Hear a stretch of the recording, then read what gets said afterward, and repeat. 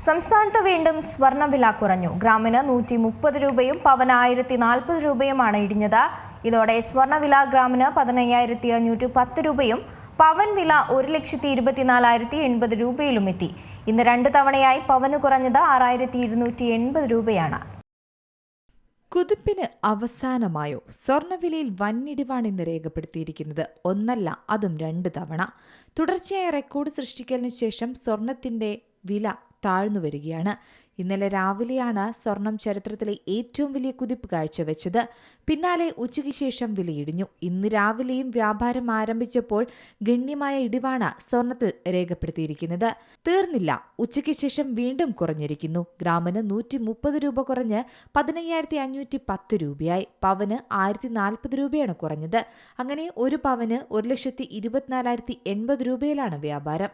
18 carrot സ്വർണത്തിന്റെ വില ഗ്രാമിന് 105 രൂപ കുറഞ്ഞ് 12,740 രൂപയും 18 ക്യാരറ്റ് സ്വർണത്തിന്റെ വില പവന് 1,01,920 രൂപയിലേക്കും എത്തി. ഇന്ന് രാവിലെ ഒറ്റയടിക്ക് പവന് 5,240 രൂപയായിരുന്നു കുറഞ്ഞത്. ഇതോടെ ഒരു പവൻ സ്വർണത്തിന് 1,25,120 രൂപയിലും വ്യാപാരം നടന്നു. ഇതിന് പിന്നാലെയാണ് ഉച്ചയ്ക്ക് ശേഷം വില കുറഞ്ഞത്. ആഗോള വിപണിയിലും സ്വർണ്ണവില ഇടിയുന്നു എന്നാണ് അറിയാൻ സാധിക്കുന്നത്. 4.2% ഇടിവാണ് ഇന്ന് രേഖപ്പെടുത്തിയിരിക്കുന്നത്. $5,172 വില കുറഞ്ഞിരിക്കുന്നത്. ഇതോടെ നിക്ഷേപകർക്കിടയിലും ഉപഭോക്താക്കൾക്കിടയിലും നേരിയ സംശയങ്ങൾ ഉടലെടുത്തിട്ടുണ്ട്. കാരണം ഇതുതന്നെയാണോ സ്വർണം വാങ്ങാനുള്ള സമയമെന്നാണ് എല്ലാവരും ചോദിക്കുന്നത്. നിലവിലെ സാഹചര്യങ്ങൾ പരിശോധിച്ചാൽ ഇതുപോലുള്ള ഇടിവുകൾ സ്വർണ്ണവിലയിൽ ഇനിയും ഉണ്ടാകും.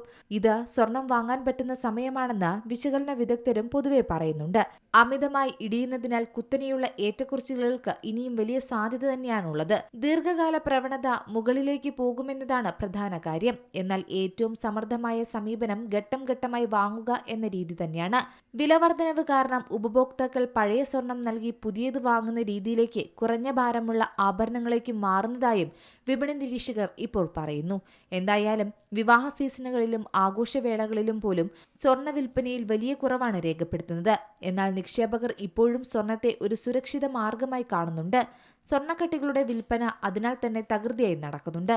വരും മാസങ്ങളിൽ വിലയിൽ നേരിയ കുറവുണ്ടായാൽ മാത്രമാണ് ആഭരണ വിപണി സജീവമാകൂ എന്നാണ് വ്യാപാരികളുടെ പ്രതീക്ഷ. പക്ഷേ നിലവിലെ ട്രെൻഡ് അനുസരിച്ച് ഇനിയും വില ഉയരാനുള്ള സാധ്യത തന്നെയാണ് കാണുന്നത്.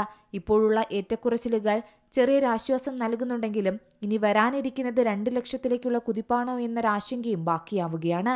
News desk Zee Malayalam news. ഏറ്റവും പുതിയ വാർത്തകളും വിശേഷങ്ങളും വിരൽ തുമ്പിലറിയാൻ സീ മലയാളം ന്യൂസ് എല്ലാ ഡിജിറ്റൽ പ്ലാറ്റ്ഫോമുകളിലും ലഭ്യം.